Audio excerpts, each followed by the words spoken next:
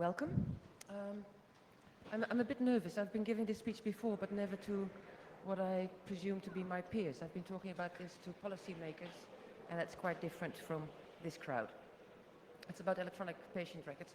But first I want to announce something else. After more than 10 years, this really, really big fight between Scientology and Access for All, an internet provider in the Netherlands, and myself over websites containing so-called secretive material has finally been resolved. The whole fight has been all over the net, but the fact that we finally won has not been. And I'm so relieved. After 10 years of court cases, we're over and done with. Supreme Court has spoken. We're done. We have won.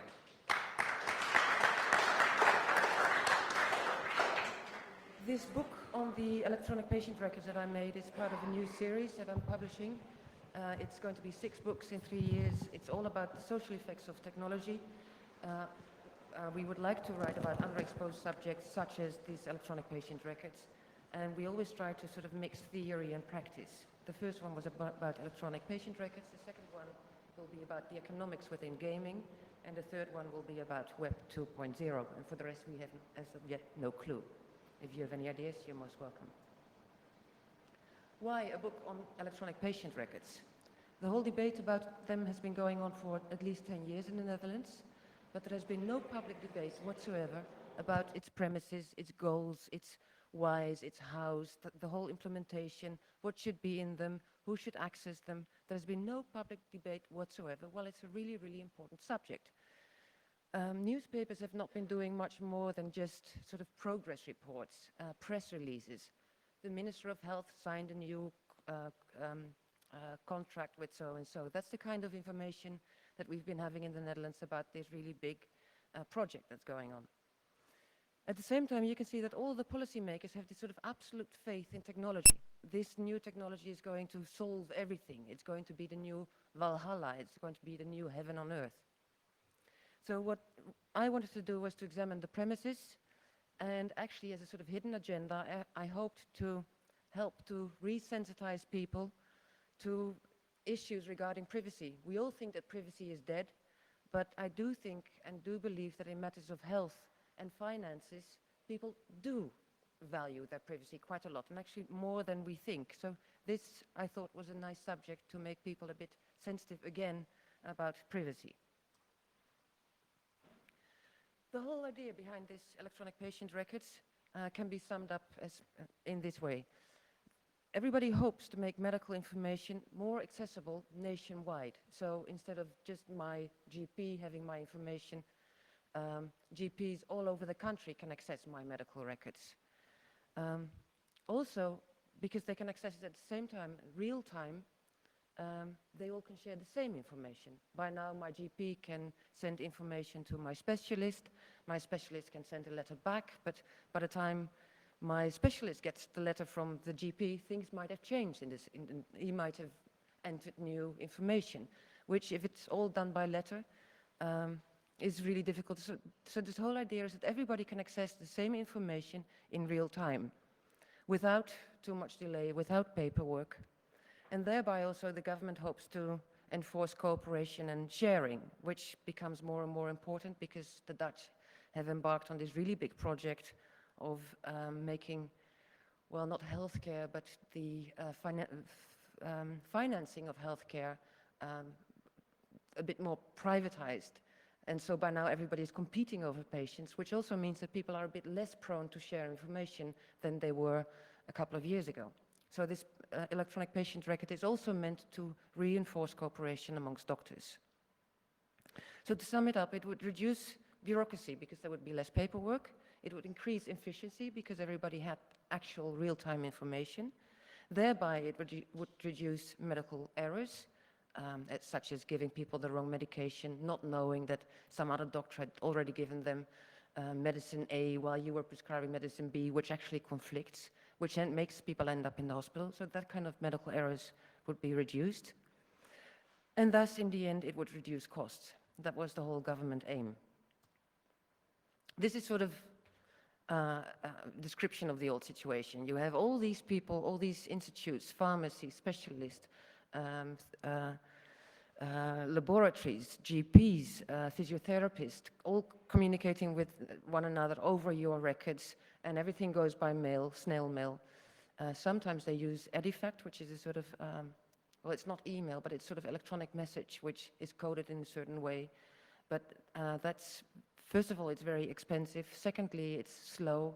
Thirdly, it needs the cooperation of both. So my GP can only get the Edifact message from my specialist if he first asks for it, and then the specialist needs to agree, and it's not done in real time. So this is all a very, very slow way of communicating. That's the depiction of the old situation. And the prime thing is that in the old situation, information is kept, the real information is kept at its nexus. My GP has my information that he obtained. The specialist has his own set of information. If the specialist sends information to the GP, he then stores it again. It's sort of, he gets this new set of information that he adds. So the one who originated the information, that was the specialist, by now no longer possesses the information that he sent out. In the ideal situation, everybody keeps the information that they have, and others can just access it. They can browse through it. They can retrieve it, but they can't change it. So my GP can look at the information that my specialist has, but he can't change it. Only the specialist can do so. The whole idea about this electronic patient records is this yellow box. That's the so-called national exchange point that was to be implemented in a week, January 1, 2006. All specialists, GPs, laboratories can communicate with one another through this national exchange point. That was the general idea. And not all of them are ready yet to be sort of connected to this national exchange point, but one by one they will. And in the course of 4 years, or at least that was the plan, the whole Dutch nation, medical-wise, would be connected to this national exchange point. One of the problems with this whole system is that patients, of course, need to be unique. My GP in his private administration can use, well, can start at patient 0 and continue, and so can the GP in the next city. But the moment you have a nationwide system, you need to have a nationwide unification system. Of course, there was quite some discussion and debate about how to go about that. And the previous Secretary of Health, Els Bos, said, we will not, under any circumstance, use our social security number to do so, for obvious reasons, such as it makes it too easy to link data that's completely unrelated. It makes it possible to, for instance, link your financial data, your tax data, to your medical records, which is something she definitely didn't want to happen. We got a new government, we have a new climate. So hence, we got this social civil service number that's going to be implemented also January, well, that was the original idea, January 2006. A civil service number for all Dutch citizens, which actually is our social security number. What happens is our social security number is sort of promoted to the civil service number, which then is broken down again in a civil service number for work, taxes and welfare, an education number for education purposes, and a health identifying number for health and childcare and youth care. And of course, there are risks involved with having one overall number. One is very, very practical, as opposed to common belief, and actually what policymakers believe as well. Our Dutch security number is not unique. There are many, many errors, which the moment you translate that same number to the medical domain becomes very, very complicated, because it means that while patient A is being checked in and his or her records are being retrieved, if you work under the assumption that that's a unique number, you have no qualms about re-identifying that person. But if that number is not unique, you might end up with the wrong information anyway. And that's a problem that has not been taken care of in the whole deployment, implementation, debate, all the security measures that have been surrounding this electronic patient record system. Our social security number is not unique, and hence our healthcare information number is not unique. Of course, we will get the unwanted, the unforeseen, and the unaccounted linking of personal data in various domains. It has always happened. Governments make their reservations. No, no, no, we will not do this. But in the end, it very often does happen. A very practical problem is also that by having one number that's to be deployed in different areas of life, a same number, you really make it much more easy for people to engage in identity theft. In the US, it's becoming a really big problem. I think that practices such as the Dutch, using one overall number for all areas of life, actually encourage identity theft in the Netherlands. Of course, we have the political problems. Currently, the law is being extended, the laws on privacy, with regards to data linking, because we're going to have this new civil service number. And actually, from its inception, it has been meant to assist law enforcement and investigation, as this quote will show you. This was a quote in a letter that the government sent to Parliament in the year 2002. It said that implementing this overall personal number is important to meet the desire to have more means available to link data for purposes of law enforcement and investigation. Remind you, they're talking about health care information number here. Extending the legal possibilities to do so is being considered within the current European privacy directives. Well, that sounds not too comfortable when you know that the whole data retention law is, from its inception, known to be breaking the current European privacy directive. So this kind of, no, no, no, it's okay, we won't do anything bad, trust us, trust us, trust us, is not something that I trust, because at the moment the governments are breaking that same law. Already, while this Dutch civil service number is not yet implemented in law, it was supposed to be done by now, but everything is of course taking a bit more time as per usual. So while there is not a law at the moment, already companies are promoting a wider spread use of the civil service number than is planned. By now, they're already arguing that they themselves should be able to use this civil number for their own administration to make themselves, to make their own work more cost effective.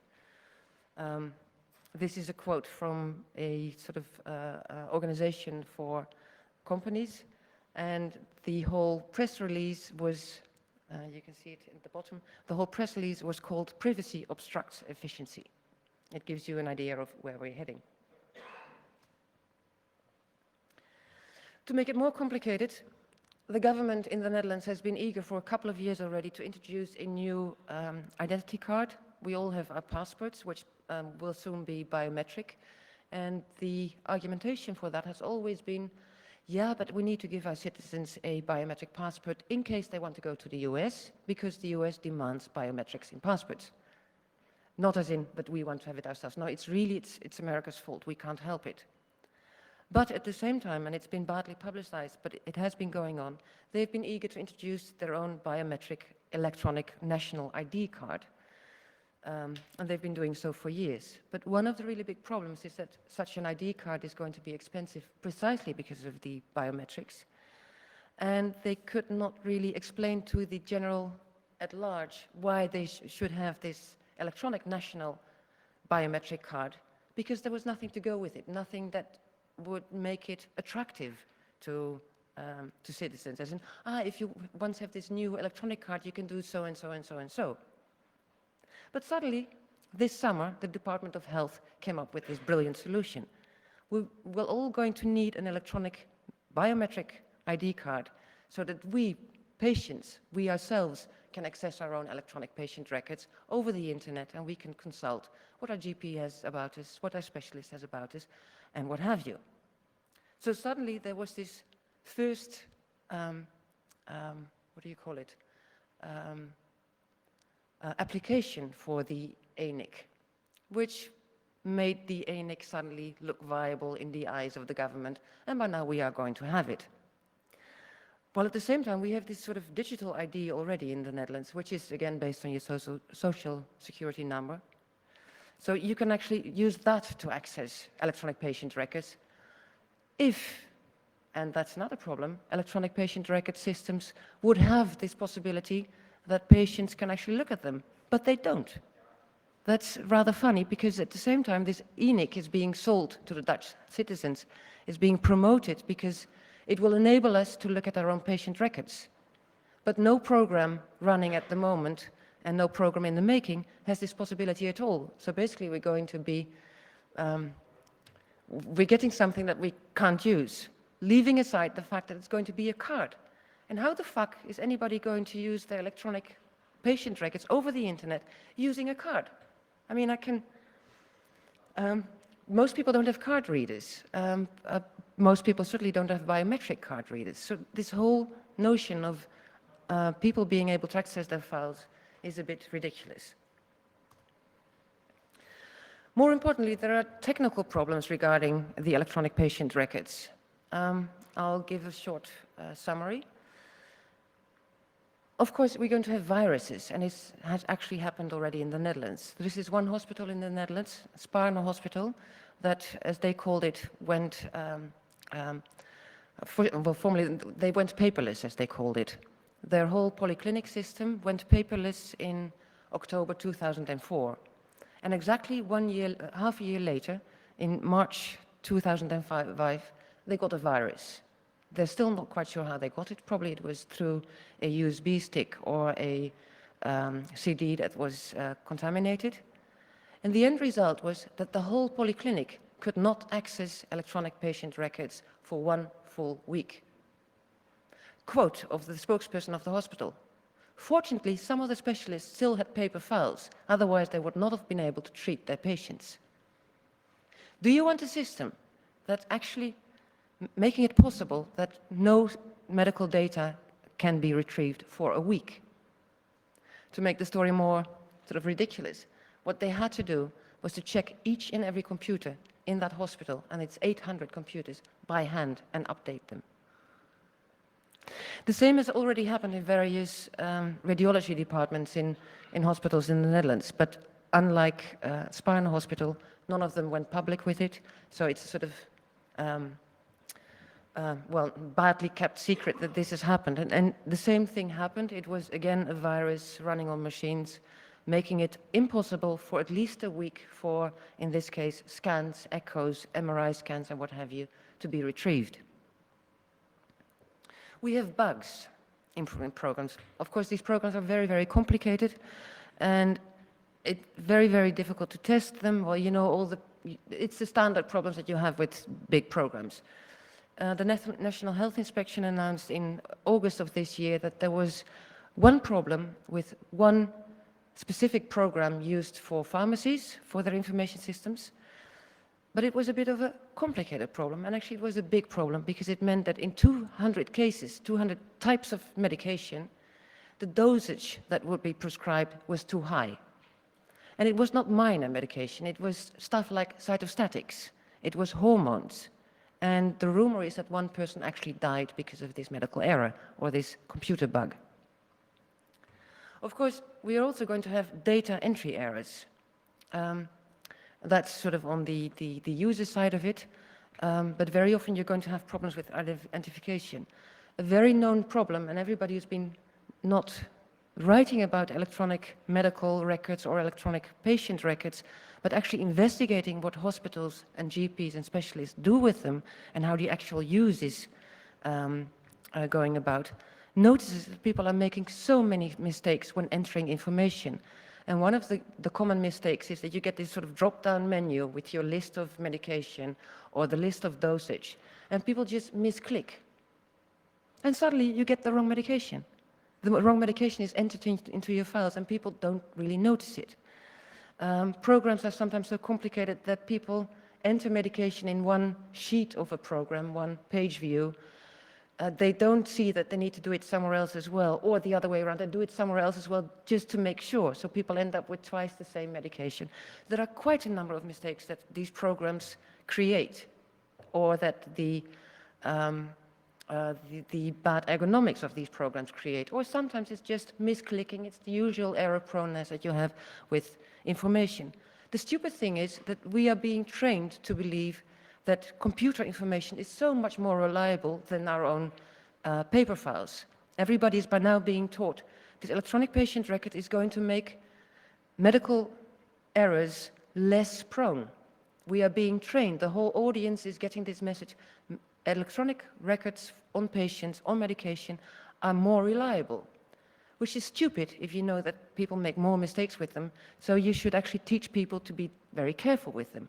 But by now we're sort of getting into this mood whereby we actually encourage people to not have a double check, which is what you always need to do, especially with programming, and more especially when it concerns medical history. By now, electronic medication programs are the fourth cause of medical errors. People are dying because of this. And the funny, or sarcastic, or ironic bit about this is that the whole thing was intended to remedy those errors. There's yet another problem about the security of patient data, and security means two things. One of them is, as in, it only is accessible by those who are allowed to do so, but also, of course, this sort of safety of data means the integrity of data. If somebody else is able to access it, you can't trust these records anymore. People may have been able to change it, viruses may have changed it, and so securing is always about safety and integrity of data. The Department of Health refuses to give any extra money for new software or the implementation of electronic patient records, except for a couple of sort of promotion testing programs. So the whole thing needs to be done without a budget. That makes it very, very shipshot. The National Health Inspection, who is the one authority in the Netherlands who's able to say something about the medical practice, says, we're not going to set any requirements for the software. That's up to the market. They should do it. Well, I'm not really sure that I should trust the market, especially not if it's a market that allows viruses to enter electronic patient records. NICTIS, which is an institute especially started to direct, oversee, remedy the whole implementation of electronic patient records, says, but the responsibility for data and software doesn't lie with us, it lies with the hospitals, with the specialists, with the general practitioners, not with us. Well, they are the ones actually implementing the whole thing. General practitioners very much do not have any clue about software, about programs, while hospitals very often have, well, they have their own software department, they have their own technical department, they have their own sysadmins. A GP will not have as much. How the hell is a GP going to check the integrity of his data? How is he going to take care of viruses and what have you? How is he going to take care of this? And most of all, very important, we have legacy software. Both information systems that GP uses and that hospitals use are not a clean new set of programs. It's legacy software. People have been using all kinds of programs for a very long time, especially hospitals. They have their modules for patient administration, name, address, database. They have hour registration, they have their cost registration, they have declaration modules, what have you. And it's all kinds of programs added on top of one another to the point that it becomes really a mash. Well, it says on the CCC courts, Kabelsalat is gesund, but I'm not quite sure about program salat. That's really what we're dealing with. And to top it off, the healthcare as a sector is not very computer savvy. For one reason is they don't have too much money, at least not for this part of the department, so they don't hire the best personnel. Secondly, the medical health system is based on openness, it's based on this whole notion of sharing information, while the moment you become this sort of repository for privacy-sensitive information, you need to sort of change your attitude. You need to start guarding data instead of sharing it with others. And that's not something the medical area, the medical domain is very used to. It's a change of paradigm for them. Safety and the whole idea of electronic patient records is an afterthought. It's sort of icing on the cake. You have all this data, you already have it, then you put some icing over it, and that's your security. Basically, you will have a firewall to protect all this data, while everybody here, I guess, knows that data security is not an afterthought. It's part of the whole process. It's part of the baking. It should be in the flour. It's not the cake. It's not the whipped cream. So I've been reading about all this, and I thought, yeah, I cannot say all this, but that's not, well, most people will say, yeah, but yeah, all your concerns, it's a bit, you're too pessimistic or what have you. So we organized a hack. I entered into negotiations with 3 hospitals. 2 of them actually agreed to a penetration test, and I was really amazed that I wanted to do so.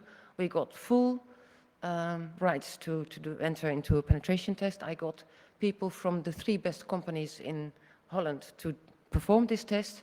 Actually, they did it for free, and that's because all of them are old hackers and they still have the old feelings sort of alive.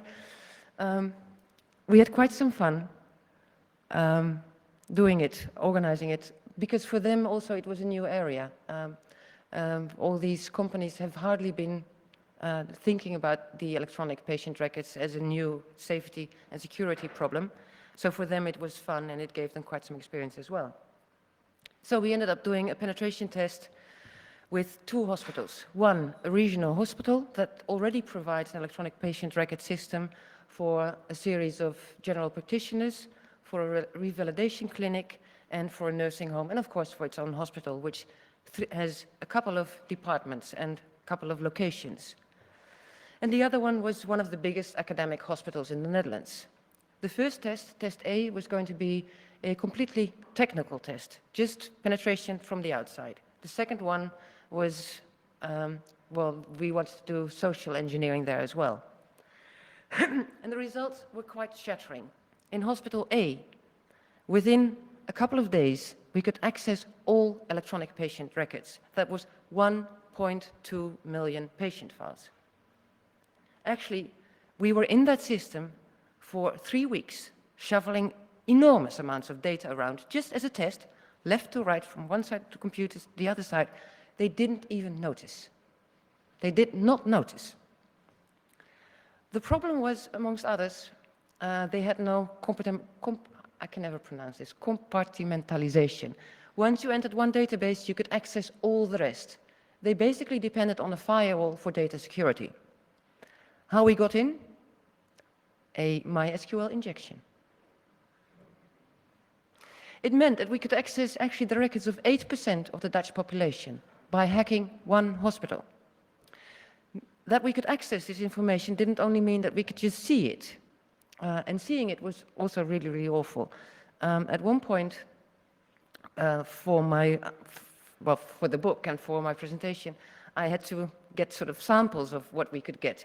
And I could actually order with one of the people working for the test, as in, give me a list of this, give me a list of that.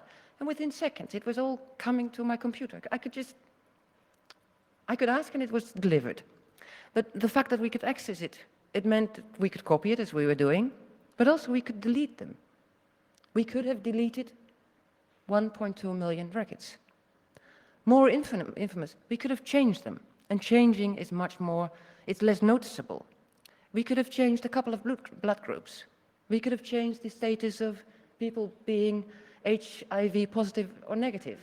We could have changed some value in somebody's blood. And of course, that's going to have huge repercussions, and it's barely noticeable. If I delete 1.2 million records, well, somebody is going to find out. If I change the blood group of 2% of that 1.2 million, you won't find out until people start dying because they get the wrong blood group or something, and you won't know why. That's the risk of, well, there are more risks, but that's really, really, we were shocked. This was information that I could just get. Insurance number, initials, surname, phone, date of birth, insurance number, again, street, zip code, city. I got sick, I got nauseous when I got this one. I asked for, give me something, people having diseases. A list, hundreds of people who have been infected with the MRSA bacteria. It's the kind of bacteria that they close hospital sections of because it's insulin resistant. Name, informed by whom, what to do when he or she gets into hospital. It says put in isolation immediately, severe guarding, that's the point when I almost started puking, and I said, well, let's break down, let's stop this test, this is getting a bit too much. The other one, the social test at the academic hospital, that's one of our hackers, wearing a hospital jacket, sitting behind a hospital computer, and nobody noticed. Actually, they did quite some social engineering. They ended up, well, first they did get into the systems from the outside, so they could hack the systems to some degree, and they got this information about personnel, who's working where, who has what phone number, what position, for how long have they been there, which proved to be very, very useful for the social engineering, because they could pose as system administrators. And well, people are so helpful in hospitals, so what happened is they would phone people saying, there's been such a fuck up with the system, and I'm not sure, all your data is gone. I'm not sure, I perhaps could, if you give me your password, then, and people would gladly give out their password, but being so helpful, being hospital people, well, I got the password of could you save his data too? So they ended up having something like 80 passwords. They could access, through these passwords, they could access 8,000 records. Of course, they couldn't print them, or they couldn't print them, which they wanted to do. And it was so easy to just make a new printer in the system, which was actually a file, and take out the files that way. So they got all their information on the nice USB sticks. That's another thing. Everybody seems to, in the Netherlands, I'm not quite sure about here, but in the Netherlands, everybody says, yeah, but now you can steal medical records as well, can't you? Very often in hospitals, you see these files lying around. Well, the problem with electronic patient records is they're much smaller. Most of you will own or have seen one of these small iPods, or you have a USB stick, 1 giga. Well, on 1 giga USB stick, you can store 100,000 full electronic patient records. You can just, nobody won't even see it. You can't take 100,000 paper files with you and walk out of a building. So it makes it much easier to steal information and go unnoticed. Actually, this hospital, that's the academic hospital. Although the hack wasn't that big, well, certainly not as big as the other one, they were quite shocked, and they immediately took about, well, their remedies, their whole response was brilliant. They actually started training their personnel to a really big degree. They've been talking about it at large. They've set up courses. They've set up posters. They're really doing everything that they can to stop this in a sort of nice and gentle and kind way. The response was brilliant. The Secretary of Health about the hack the day after. The privacy of medical data should not be at stake. The stupid thing is, it was at stake, but he sort of refuses it. It shouldn't be, but it is. That's your problem, and he's not going to solve it. Medical data should not be out in the open, but it is. Hospitals are responsible for the enforcement of safety requirements with respect to blah, blah, blah, and they should take action. But that is not a matter of money, but only of internal procedures and a proper administrative organization. Of course it's a matter of money. You need specialists. You need to redesign your systems. You need to rethink your architecture, your computer architecture. That is going to cost a fuck of a lot of money. But on second thought, at last, November 11, he sent a letter to the Parliament and said that the implementation of the National Electronic Patient Record System, which was supposed to be next week, has been postponed with 1 year. He mentioned the word security 27 times in that one letter. Well, he had never done so beforehand, so I sort of write that off to myself. Suddenly, this sort of set of safety rules, well, never mind the name, is becoming the touchstone within this whole new system. So security is sort of being thought about a bit more. There's going to be this new committee within the department, again rethinking the whole electronic patient records stuff, and the law on medical secrecy might be reassessed. But yet, everything is happening in the wrong way. This Hospital A, the one with the 1.2 million patient records out in the open, of course they wanted to have a conversation with the penetration team. How did you go about it? But they sent the system administrator. They should have sent the board, because it's only the board that can make these decisions as in we're going to redesign the whole system. You shouldn't send the sysadmin. It's not his responsibility. He didn't create the problem. He never got the budget. So this whole problem is being addressed at the wrong level in the organizations. And well, in the press, there was this, of course, journalists started phoning other hospitals, how is your security? Say, one of the biggest Dutch academic hospitals said, but we can't be hacked. We have a proper firewall. Well, that was the fucking problem to begin with, because they only have a firewall. And it's so easy to enter a firewall, much easier than everybody thinks. In this case, it was a MySQL inject. In other cases, it's another backdoor. And they have the wrong solution. So they come up with this safety norm, this NEN so-and-so, but it's far too wide and far too broad. Imagine it's this really thick booklet of, really thick, well, not a booklet, it's a volume, this tome of set and rules that you need to abide by in order to be able to rank as a safe hospital or a safe medical environment. But it's about everything. It's not about computers. It's about whether you have a night porter. It's about whether your plinths are clean. It's about whether there is some kind of, I don't know, healthcare provisions for personnel. And you need to score on so many points. You can, if you have a 7, you pass and you have followed the safety requirements. But you can just pass on other areas than your computers. So basically, if your plinths are really, really clean, they don't care about your fucking computer system because you will still get a general 7. Well, that's not the basis for electronic patient records file, is it? Resume. Technology is being hailed as a cure for all. We've had 3 huge problems in 6 months in the Netherlands: viruses, software bug, and a hack of hospitals. Whether it's actually going to improve healthcare is dubious, and actually I'm not quite sure, not in the next 5 years. Protection of highly sensitive data is severely lacking. Actually, nobody seems to really care a hoot, and the people who do know are not sort of into this medical domain. Hackers are not really thinking about it. Those people who are security aware are not yet starting to rethink this whole implementation layout of electronic patient records. The people who are making it have no clue about data sensitivity and data security. And at the same time, this whole electronic patient record thing is politically abused. We get law enforcement, we get ANICs and everything on the side, to the point that I sometimes start believing that this whole electronic patient record is, well, not only, but it's, in part, it's a sort of, it eases other things, it furthers a completely different agenda, that of law enforcement and what have you.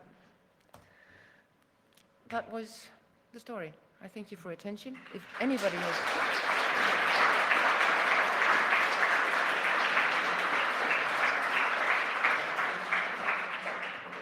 If anybody has questions, I'm happy to...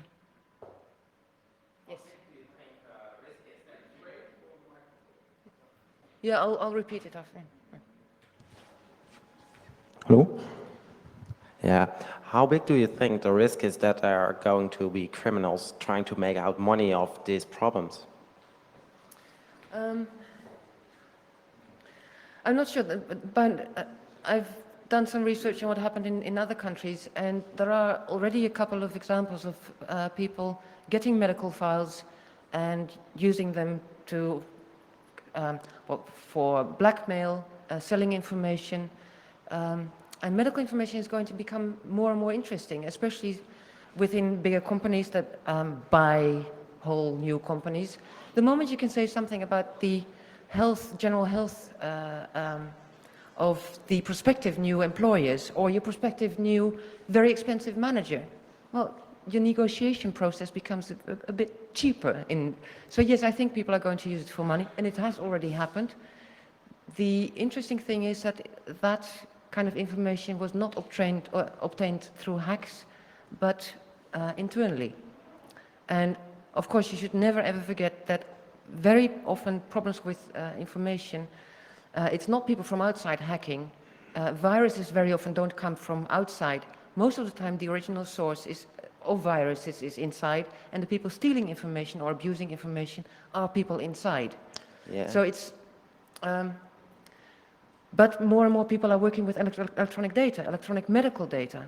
Insurance companies have a series of rules, but there is no medical secrecy rule for data entry people, for sysadmins, for people dealing with backups, for data storages and what have you.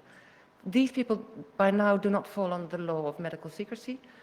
The money that you can gain if you use it for criminal uses, this information, could be quite large. So yeah, it's going to be interesting for some people. Okay, thank you.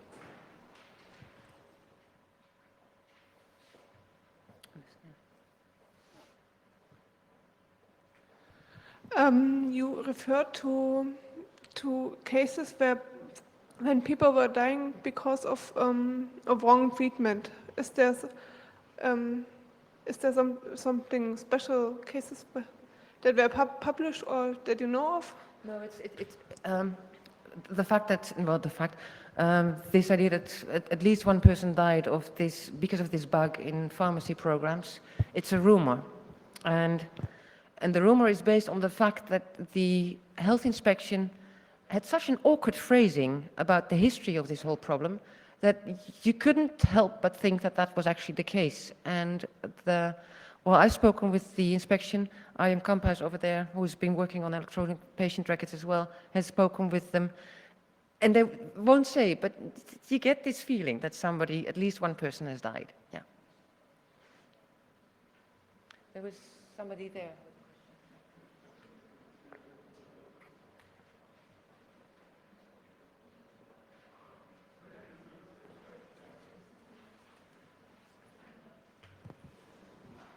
You said that the fourth cause of medical mistreatment is because of entering wrong data. That's only in the Netherlands, or is it all around Europe? Well, actually, in the Netherlands there have been... No, in the Netherlands there has not been any research about the actual implementation, how people work with it, what kind of data they enter, because, well, we rather have our illusions sometimes, I think. But there has been quite some research purported in the US, and one paper was published in June or July, and that was very shocking. They reported something like 27 different errors that people made at least once per week, but usually much more often per week. And that's one of the investigations that together caused people to state, well, by now it's the fourth cause of medical errors. And that's international research. Thank you. I have the question, because the picture you're showing is that we are on a very bad way down the hill, or how you could call it, because people are starting to die from what is proposed to be the holy solution for everything. So is there any fallback solution from the government? Because if one dies, you could say, it wasn't us. If 10 are dying, you say, it's still our, it's not us. But if 1,000 are dying because someone hacked it, or probably millions, I would say there must be a fallback to say, okay, get back the paper. Well, some people say that actually people, only when people are really dying because of the blue screen of death, we will have some kind of change in the whole setup. No, but the standard answer is, no, but we're going to have these electronic patient records because people are dying already. We have this problem of medical errors. And there has been some research into how many medical errors are made on a yearly basis, on how serious they are. And that has been taken as a sort of projection of, well, this is what we're going to solve. This is how much budget we are going to not have to spend, because we won't have these errors right now. But the stupid thing is that these numbers are vastly inflated. I compared them to the actual numbers of the health inspection of people dying, people having serious problems because of medical errors.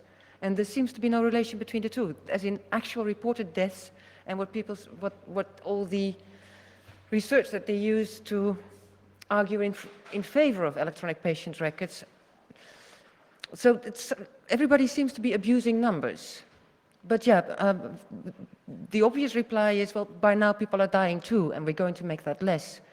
And I'm not quite sure whether they actually can, not if they continue in this way. Okay, I still have a second question. When World War II was on stake in the beginning, we as the Germans were very Well, how should I say? You had in the Netherlands, you had to register. So it was, shouldn't I say, good or bad? So you could find out who is one and who was a Jewish or not. So I'm very surprised that your population allows things like that. So am I. Yes. But the Dutch, we have a sort of fondness of bureaucracy. We like paperwork. We like to register stuff, and sometimes I think, well, the government is sort of, yes, nice playing ground, but yeah, like this, and many people in the Netherlands sort of, yeah, but as long as I don't do anything wrong, my information can't be abused. But that was really one of the good things about this whole project. The hack of that one hospital was in the news for sort of like 10 days. It was on television. There was a debate in Parliament. Almost everybody in the Netherlands knew about this one hack. So it does help to make people a bit, and everybody, but that's awful, not my medical history. So it does help to make people a bit more sensitive towards privacy, which is in the end a good thing. I think that we should round up because all of you might want to go somewhere else. That is supposed to be the sort of 5 minutes in which everybody can dash, unless there's one really important question. And also you can call me, mail me, talk to me afterwards. Yeah?